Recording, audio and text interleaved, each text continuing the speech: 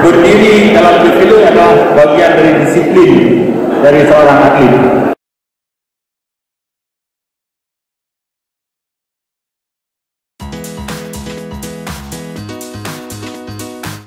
Pelaksana tugas Sekretaris Daerah Aceh Muhammad Nasir membuka Pekan Olahraga Mahasiswa Daerah POMDA ke-15 yang diselenggarakan di Universitas Teguh Umar Melaboh, Kabupaten Aceh Barat pada Rabu 11 Juni 2025. Event yang berlangsung dari tanggal 11 sampai 18 Juni 2025 itu diikuti 1.003 peserta yang terdiri dari 761 atlet dan 264 pendamping.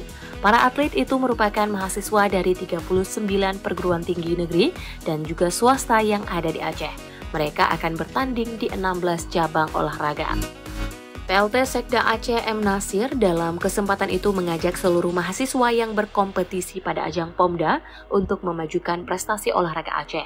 Melalui ajang itu, kata dia, akan dijaring bibit-bibit atlet unggul yang dapat dipersiapkan menuju ajang nasional bahkan internasional.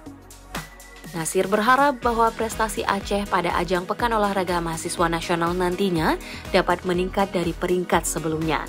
Nasir juga mengatakan pemerintah Aceh memandang pembinaan olahraga sebagai aspek fundamental yang melampaui kebugaran fisik semata.